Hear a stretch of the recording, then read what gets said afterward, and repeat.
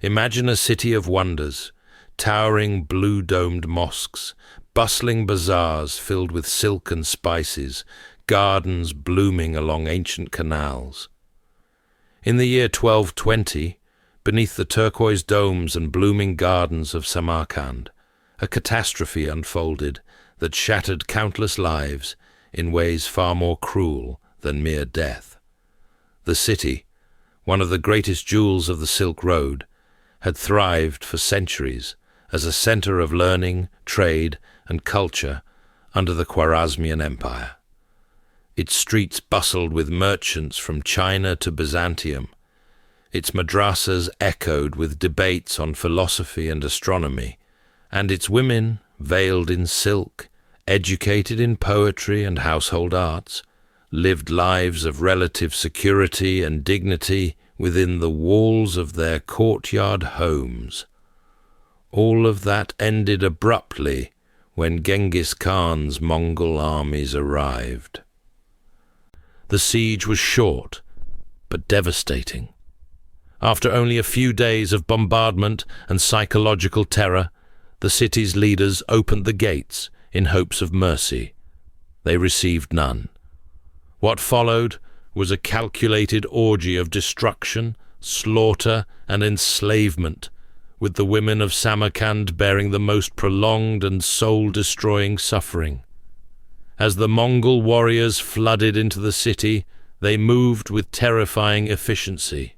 Homes were ransacked, mosques desecrated, and the population herded into open squares like livestock. Men capable of fighting, soldiers who had surrendered, and ordinary civilians alike were separated quickly. The garrison of perhaps 30,000 Turkish mercenaries was divided into smaller groups, forced to dig their own shallow graves or simply kneel in lines. Mongol archers and swordsmen dispatched them methodically, row after row, until the ground ran red and the air reeked of blood. Death for these men was swift, often over in moments, but for the women, the nightmare stretched into weeks, months, and years. The Mongols had a standard procedure for conquered cities that surrendered, selective mercy mixed with deliberate horror to maximize terror and utility. Artisans and craftsmen were spared for their skills, chained and marched eastward to serve the empire's needs. Young boys were sometimes taken to be raised as warriors or servants, and the women, particularly the young and attractive, were treated as the most valuable spoils of war.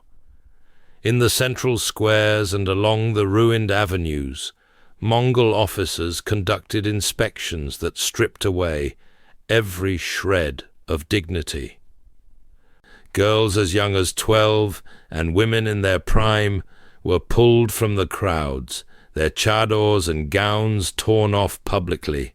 Naked and exposed to the leering eyes of thousands, they were prodded, turned, and evaluated like horses at market. The most beautiful, those with fair skin, long dark hair, delicate features, were claimed first by the highest-ranking commanders, sons of Genghis Khan or trusted generals. These women were draped in captured silks and led away to become personal concubines, destined for the tents of the elite. The rest were distributed downward through the ranks. Common warriors, who had risked their lives in the siege, received their shares as rewards.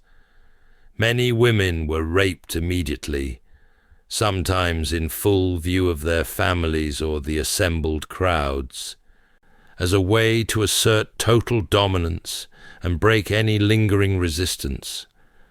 Mothers were forced to watch daughters violated. Sisters saw sisters dragged away screaming.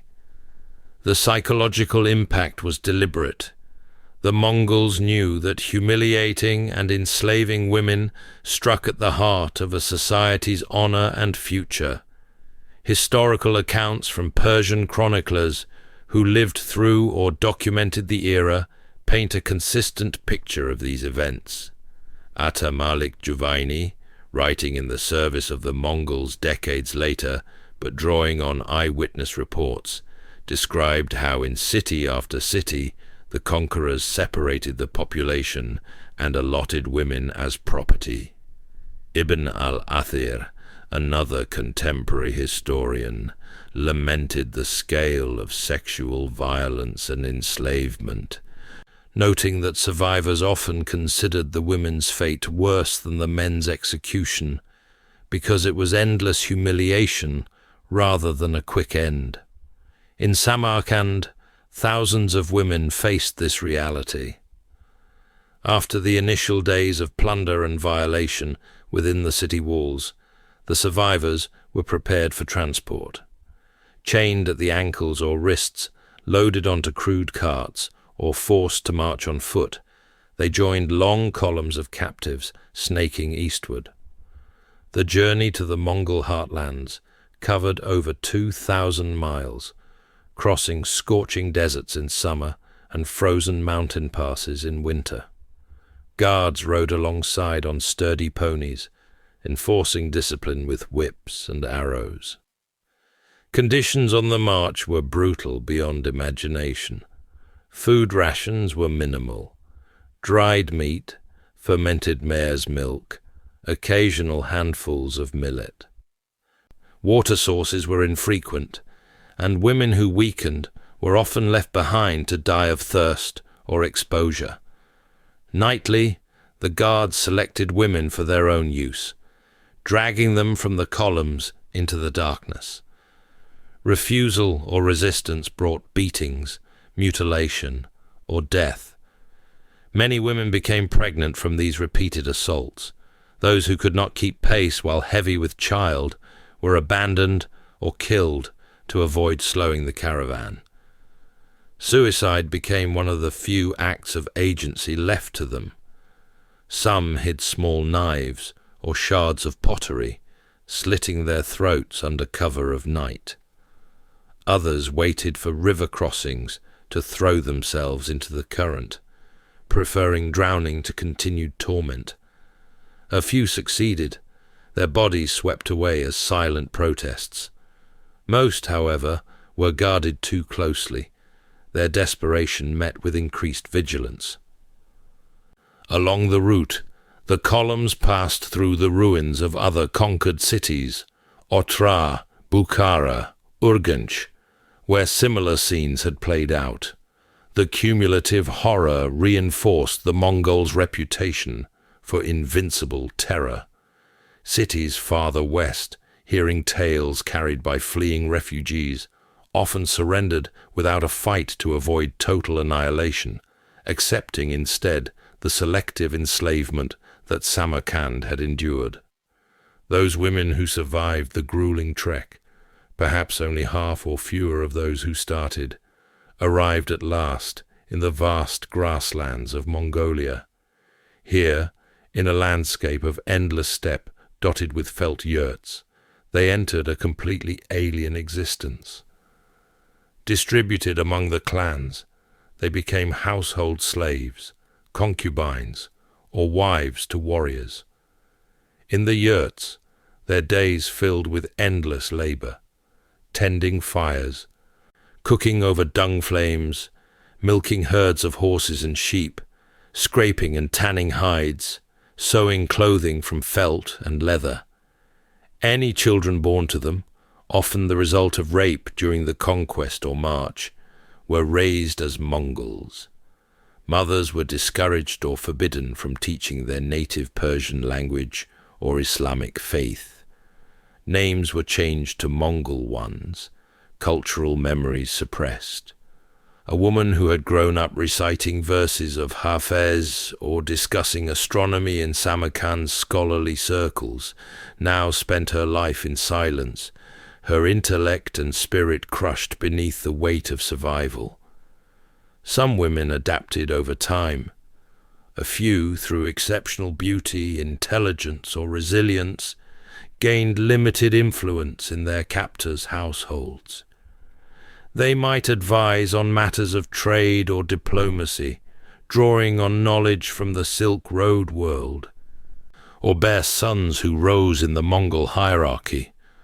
But these were rare exceptions. The vast majority lived out their days in obscurity, toiling until age or disease claimed them, forever separated from family, homeland, and identity. Back in Samarkand, the city lay devastated. Its magnificent libraries had been looted or burned, priceless manuscripts reduced to ash. Irrigation canals were deliberately breached, turning fertile fields to dust. Mosques stood roofless, their minarets cracked by catapult stones. The population, once over 100,000, was decimated, tens of thousands killed outright, thousands more enslaved and removed. For years, the streets echoed emptily, weeds growing through cracked pavements where bazaars had thrived. The Mongols viewed these practices as standard. In their code, the yasa, victors were entitled to the property of the vanquished, and women were property. Sharing spoils ensured loyalty among troops who had few other rewards in their nomadic life. The systematic terror also served strategic purposes. It encouraged swift surrender from future targets, preserving Mongol lives and resources. Genghis Khan himself, the architect of this empire, saw his conquests as divine punishment. From mountaintops, he had consulted shamans and declared himself the flail of God, sent to chastise arrogant rulers like the Khwarazm Shah who had insulted his envoys. The destruction of Samarkand and the enslavement of its women were, in his view, justified retribution. Later generations struggled to comprehend the scale. Persian poets composed elegies lamenting the lost paradise of Transoxiana. Historians tallied impossible numbers of dead and enslaved across the invasions. Modern scholars debate exact figures, but agree on the pattern. Mass execution for fighting men, enslavement and sexual exploitation for women and children, selective preservation of useful skills. Over centuries, Samarkand recovered.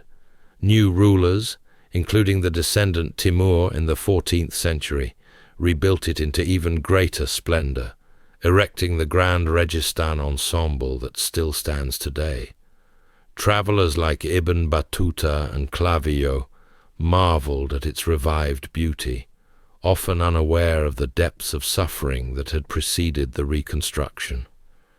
Yet the events of 1220 linger in the historical record as a stark reminder of Conquest's darkest face. For the women of Samarkand, thousands whose names are lost to time, capture meant not an honorable death in defense of their city, but a prolonged existence stripped of everything that made life meaningful. Freedom gone, families shattered, bodies violated, cultures erased.